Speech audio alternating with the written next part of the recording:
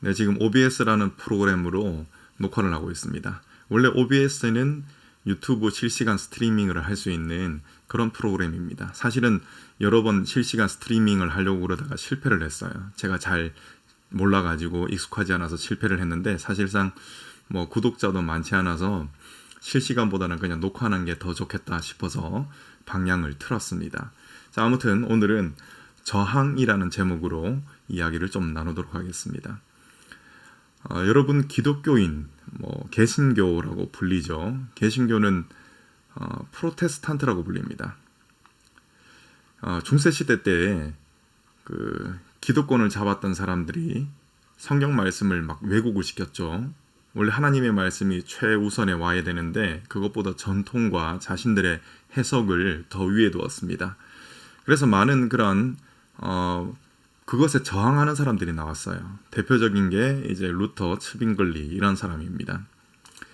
자, 이런 이제 말씀을 따르고자 한 이 무리들이 그 당시에 이제 신앙의 자유를 가지고 가톨릭 세력에 저항하는 그런 의미로 운동을 벌였습니다. 그래서 프로테스탄트는 기존의 이런 잘못된 세력에 저항한다, 저항하는 사람이다라는 그런 뜻을 가지고 있습니다. 여러분, 하나님의 말씀은 계속적으로 우리에게 저항하라는 그런 메시지를 전달합니다. 저항하라. 그런데 우리는 그 함정에 빠지기가 쉽거든요. 어떤 함정이냐면은 좋은 게 좋은 것이다 라는 함정입니다. 모든 사람들은 다 편하고 싶습니다. 그리고 누리면서 살고 싶어 합니다. 그런데 하나님의 말씀은 그것과 반하는 것들이 굉장히 많이 있습니다. 자, 오늘은 우리가 어디에 저항해야 하는지 그것을 세 가지로 좀 축약을 해서 살펴보도록 하겠습니다. 첫 번째, 악한 흐름에 저항하라는 것입니다.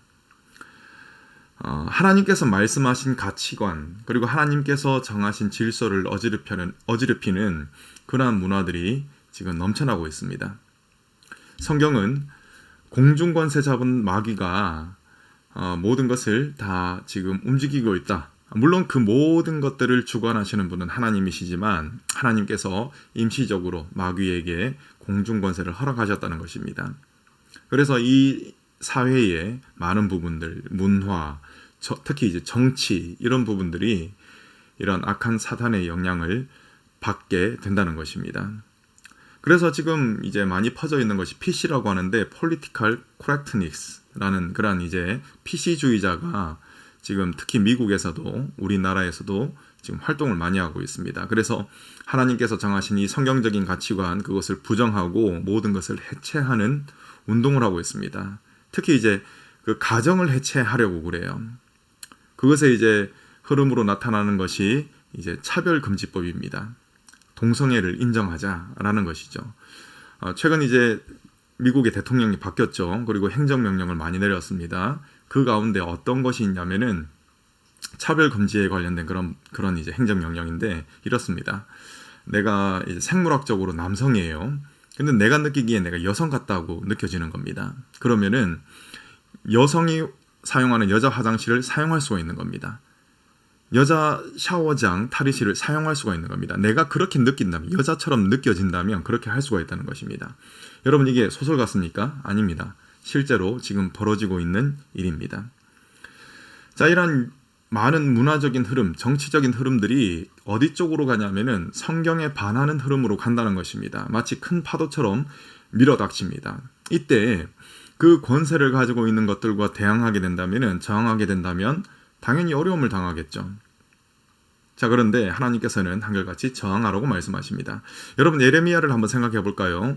예레미야는 그 당시 하나님의 말씀을 받은 사람이었습니다. 그래서 하나님의 말씀을 백성들에게, 왕에게, 고관들에게 전했습니다. 그 결과 어떻게 됐습니까? 배척당했죠. 따돌림 당했죠. 핍박을 받았습니다.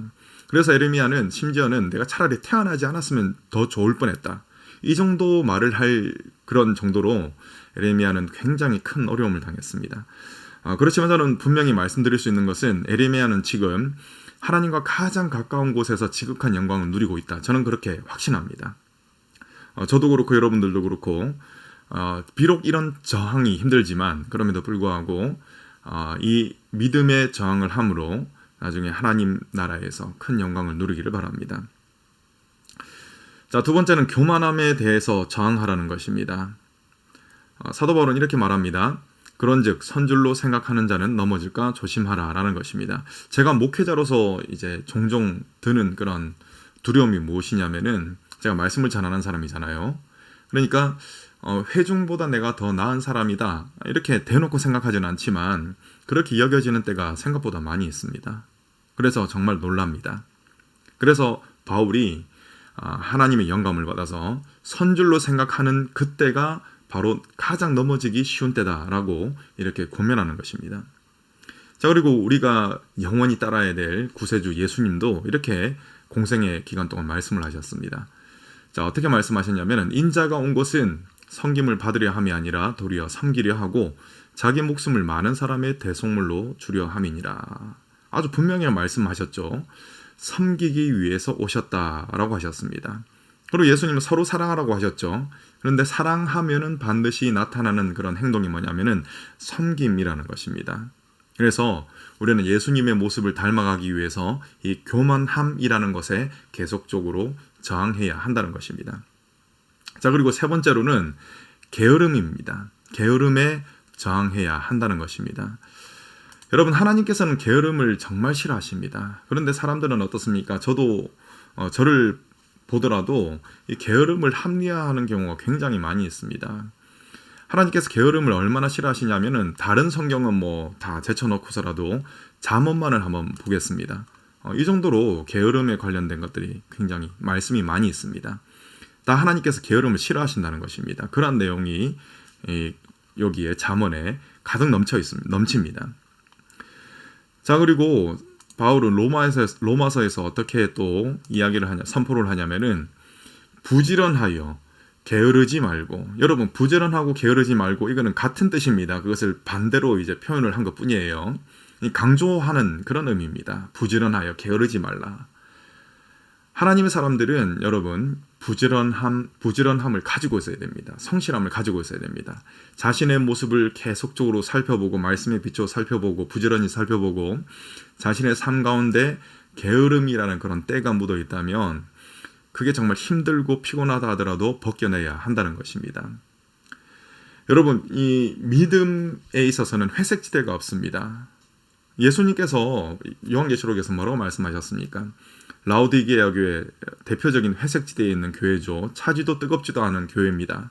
그런 평가를 받은 교회를 향해서 예수님께서 어떻게 말씀하십니까? 내가 토하여 내치리라 이렇게 말씀을 하십니다.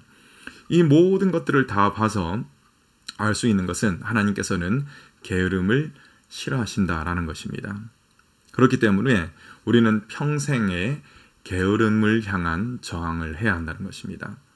여러분, 오늘 세 가지를 말씀을 드렸습니다. 어떻게 말씀을 드렸습니까? 첫 번째로 악한 흐름에 저항하라는 것입니다. 문화와 정치를 타고 마치 파도처럼, 거대한 파도처럼 밀려오는 이 흐름에 저항을 해야 한다는 것입니다. 그때 따돌림을 당한다 할지라도, 그리고 내가 손해를 본다고 할지라도 우리는 그리스도인으로서 저항을 해야 한다는 것입니다. 그리고 두 번째로는 교만함에 대하여 저항을 해야 한다는 것입니다. 세 번째로는 게으름에 대하여 저항해야 한다는 것입니다. 여러분, 이런 저항의 삶은 힘듭니다. 피곤합니다. 그런데 우리가 이러한 삶을 살아야 하는 이유는 나중에 우리 주님께서 다시 오실 때 우리가 저항함으로써 얻은 그러한 피곤함과 힘듦보다 더 큰 그러한 위로를 주시기 때문에 그렇습니다. 우리 주님께서 다시 오실 때 모든 것을 다 회복하고도 만회하고도 남을 만한 그러한 영광을 주신다는 것입니다.